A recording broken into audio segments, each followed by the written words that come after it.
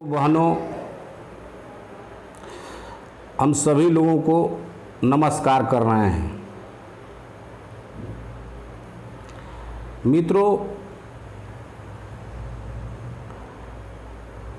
बिहार का हाल वैसे तो और प्रदेशों के अलावा बुरा था ही, चाहे अपराध हो, चाहे किसान की समस्या हो, बेरोजगारी का सवाल हो, ये सारे चीज़ों से यहाँ जनता जूझ ही रही थी। इसी बीच कोरोना महामारी ने बिहार के हेल्थ की व्यवस्था को, स्वास्थ्य की व्यवस्था के पोल खोल दिया। बिहार सरकार, नीतीश कुमार जो बात करते थे हेल्थ के बारे में, उसका पोल जो है कोरोना में खुल गया। इस सरकार ने महामारी के लिए किसी प्रकार का कोई व्यवस्था नहीं किया। पूरे जनता को अपने भाग के सहारे छोड़ दिया। किसी हॉस्पिटल में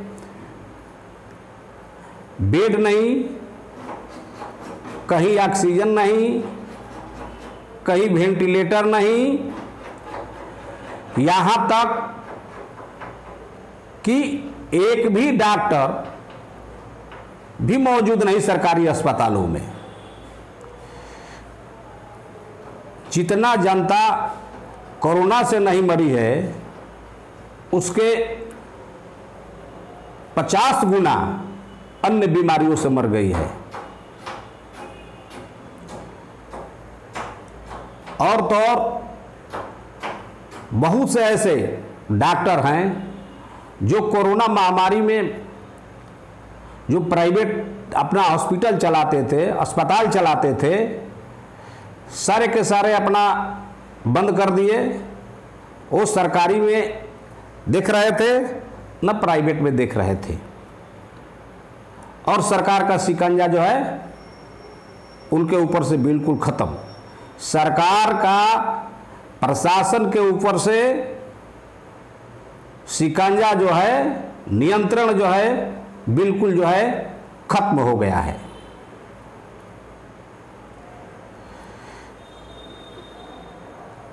कोरोना के कारण जो लॉकडाउन हुआ प्रदेश में, बेरोजगारी इतनी बढ़ गई है, भूखमरी इतनी बढ़ गई है कि लोग जो है आत्महत्या करने के लिए मजबूर हैं। लॉकडाउन के कारण ऐसे भी बिहार में अपराध बहुत ज़्यादा था, चोरी डकैती विभिन्न प्रकार के, लेकिन लगातार मार्च से अब तक से लॉकडाउन के कारण बिहार में अपराध में जो है काफ़ी जो है इजाफा हुआ है, काफ़ी बढ़ोतरी हुई है। राह चलते दिन में लोगों की छिनतई हो रही है, बैंकों का लूट हो रहा है, मोटरसाइकिल चोरी, गाड़ी चोरी तो आम बात हो गई है। मैं सासाराम से बोल रहा हूं। सासाराम में ऐसा कोई दिन नहीं है जिस दिन जो है 2-4 मोटरसाइकिल की चोरी नहीं होती हो, और महीना में जो है 2-4 चरचकवा की चोरी नहीं होती हो। ये हालत हो गया है। और ये सारे के सारे, ये इसमें इजाफा का कारण सारे के सारे जो है, जो लोग तंग है, तबाह है, जिनको भोजन नहीं मिल रहा है, वो लोग हैं। अब कुछ तो जो है शौकिया लोग हैं, अपराधी लोग हैं ही, लेकिन मुख्य रूप से ये इसके कारण में बेरोजगारी भी है। शराब घर घर पहुंच रहा है। इस बंदी में भी ऐसा कोई शहर का, मुहाला गांव का कोई गांव ऐसा नहीं है जहां शराब नहीं पहुंच रहा है। हर जगह आसानी से शराब पहुंच रहा है, लेकिन दावा कहीं नहीं मिल रहा है। दावा के लिए भटक रहे हैं। लोग अगर कोरोना है तो उसका कहीं ना कहीं अपने घर में चाहे और जगह क्वारंटाइन हो जाते हैं, लेकिन कोरोना के अलावा बाकी जो बीमारी है, जिसको खतरनाक बीमारी अगर इसमें हुई है या हो रही है, मान लीजिए किसी को जॉन्डिस हो गया, किसी को टीबी हो गया, या किसी को कैंसर है, या और तरह के जो बीमारी है, किडनी में इन्फेक्शन है, चाहे और जो बीमारी है, इस बीमारी में अगर इसमें जिसको भी हुआ है उसकी जाने गई है, इसका कोई इलाज नहीं। तो ये स्थिति है। और ये जो है सबसे बड़ा कोरोना जो है देश से लेके प्रदेश तक से यह लूट का धंधा हो गया है। सारे के सारे पैसा जो है नीचे के कर्मचारियों से, अफसर से लेकर के सरकार के बीच में बंदरबाट हो रहा है। जो भी पैसा आया है मुखिया अपने तरफ से लूट रहा है, बीडीओ अपने तरफ से लूट रहा है, सीईओ अपने तरफ से लूट रहा है, और यहाँ जो कलेक्टर, डीएम जो भी है, एसडीओ, वो अपने अपने तरह का लूट रहा है। जो जनता के लिए पैसा अगर आता भी है इसके लिए, तो उसका जनता के बीच में खर्चा नहीं हो रहा है। सारे के सारे अफसर कर्मचारी जो है आपस में उसका जो है बंदरबाट कर ले रहे हैं। यह स्थिति है। बाढ़ है, प्रत्येक वर्ष बाढ़ जो है जनता के लिए अभिशाप, और सरकार के नेता, मुख्यमंत्री, अफसर के लिए और ठेकेदारों के लिए बाढ़ जो है वरदान बन करके आती है।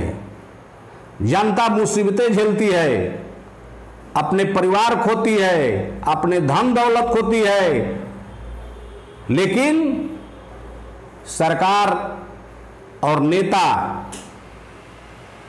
और अफसर मालो माल हो जाते हैं।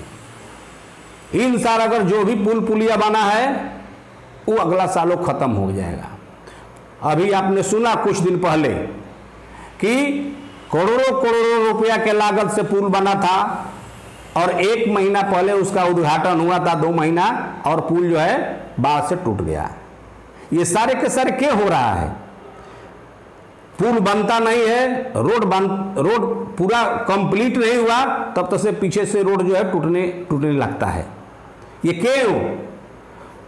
सरकार में कमीशन नेता को पहले चाहिए, इसके बाद में ऑफिस को कमीशन चाहिए, इसके बाद में ठेकेदार को पैसा चाहिए। तो अगर 1 लाख का कोई प्रोजेक्ट है, 1 लाख का एस्टिमेट है, तो 75,000 रुपया उसको बंट जाना है, और 25,000 में किसी तरह से अलकतरा गिट्टी गिरा करके ठेकेदार जो है काम को पूरा करते हैं। ये स्थिति है, ये भ्रष्टाचार है। तो बाढ़ जो है जनता के लिए तबाही, मुसीबत, दुख, दर्द, परेशानी लेकर के आती है, और सरकार के लिए यह जो है वरदान होता है। उसके लिए स्वर्णिम समय होता है, सुनहरा समय होता है, लूट आसानी से हो जाती है। ये स्थिति है। मैं बाकी जो है जो सरकार की समस्या है, चूंकि मैं ये इसलिए कहने के लिए तैयार हो रहे हैं कि सुनने में आ रहा है कि बिहार सरकार जो है, नीतीश की सरकार जो है, लाश पर चुनाव कराएगी। वह जो है प्रतिबद्ध है, संकल्पित है कि बिहार में लोग मरे, लाश पर लाश गजाए, लेकिन चुनाव जो है हम कराएंगे। इसलिए चुनाव कराएंगे कि इनके कमियों को, इनके समस्याओं को, इनके भ्रष्टाचार को, इनके अपराध को, कुकर्मों को कहने के लिए कोई जनता जो है रोड पर नहीं आवे। सबको रूम में बंद कर दे, और प्रशासन के बलबूते पर हम जो है चुनाव करावे। चूंकि अगर चुनाव इस समय नहीं होता है, कोरोना काल में अगर खुले में चुनाव होता है, तो ये जानते हैं कि हमारी जो है पोल खुल जाएगी। जो हमने 5 साल में किया है वो सब जनता उसका जवाब मांगेगी। इसलिए अपने जवाबदेही से बचने के लिए, अपने कुकर्मों पर पर्दा डालने के लिए नीतीश सरकार चाहती है कि चुनाव जो हो बीमारी में, महामारी में जनता के लाश पर हो, लेकिन चुनाव हो। तो लेकिन चुनाव अगर कभी भी होगा, नीतीश को जाना निश्चित है। कोई भी आदमी आकर के जो भी एक भी अगर जैसा भी नियम बनावे, जैसा भी कानून बनावे लॉकडाउन में, लेकिन मैं जहां तक समझता हूं, जनता के बीच में हम रहते हैं, रात दिन हम लोग जाते आते हैं, पर जो आवाजें आ रही है, जो दुख है, जो त्रासदी है लोगों के बीच में, तो इसका गुस्सा जब भी चुनाव होगा, आज चुनाव होगा तो या बाद में चुनाव होगा, तो ये इनको पर्दा डालने से और लॉकडाउन करने से और किसी प्रकार का जो है नियम कानून जबरन लादने से जनता मानने वाली नहीं है।